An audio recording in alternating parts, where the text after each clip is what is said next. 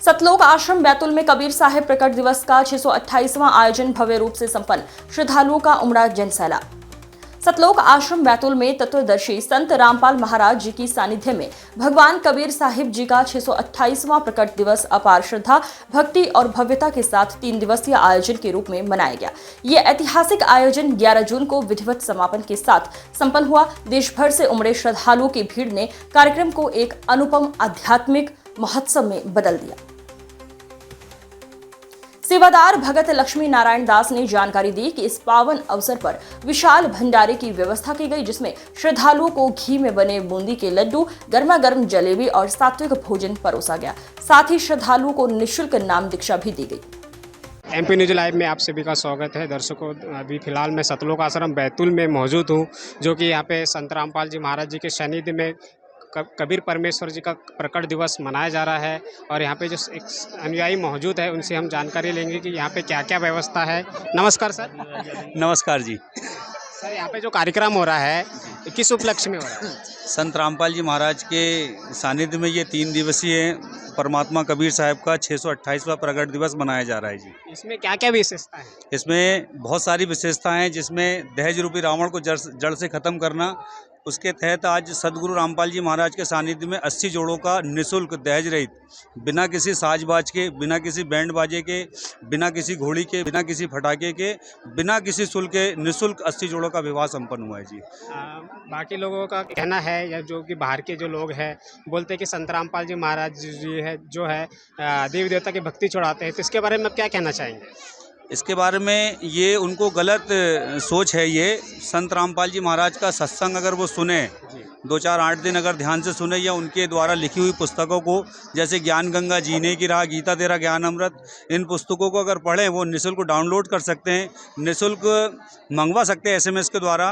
और या 20 रुपये में या 10 रुपये में वो पुस्तकें उपलब्ध हैं, आपको मार्केट में मिल जाएंगी। आप उन्हें ले सकते हैं, उनको पढ़ेंगे तो उससे आपको संत रामपाल जी महाराज का ज्ञान पता चल जाएगा गहराई तक। 6 शास्त्र, 18 पुराण, 4 वेद, सूक्ष्म 5वां वेद, कुरान शरीफ, बाइबिल, गुरु ग्रंथ साहिब, सभी में खोलकर और ठोक के दावे के साथ संत रामपाल जी महाराज ने प्रमाण किया है कि ये किसी देवी देवता की भक्ति नहीं छुड़ाते। ये भक्ति सही सदभक्ति बताते हैं कि कैसे करना चाहिए, उसकी विधि बताते हैं जी, शास्त्रों में प्रमाण करके।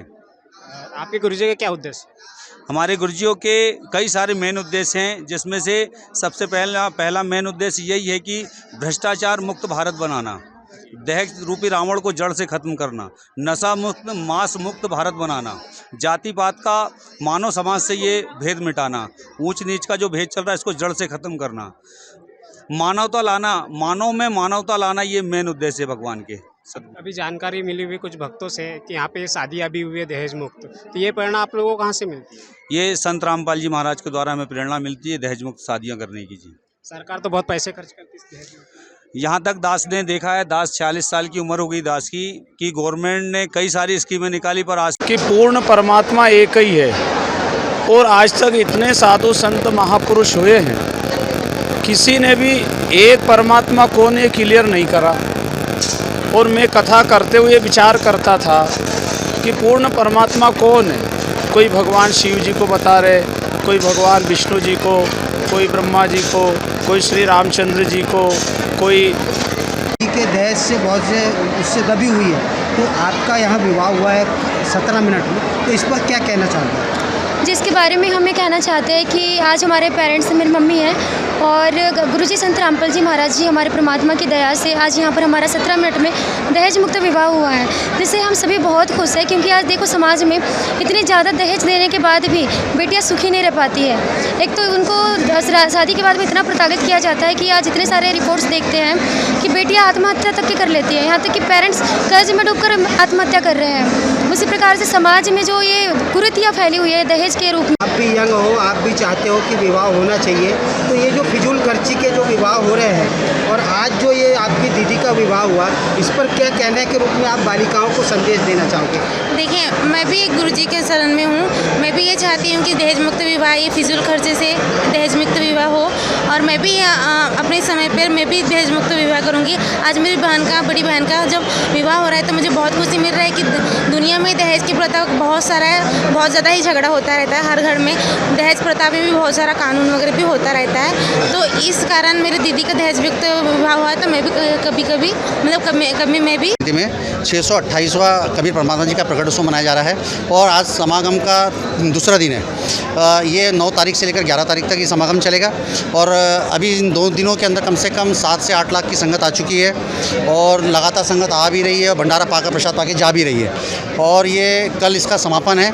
और इसके साथ में कई अपने आध्यात्मिक कार्य किए जा रहे हैं, जैसे कि यहाँ पर रक्तदान हो रहा है और इसके बाद में देहदान के भी फार्म भरे जा रहे हैं और साथ में दहेज मुक्त विवाह हुआ है और साथ में कई आध्यात्मिक जैसे महापुरुष है तो महापुरुष के जीवन पर आधारित आध्यात्मिक प्रदर्शनी लगाई गई है इसके अंदर। उसके बाद में कोष अधिकारी हूँ।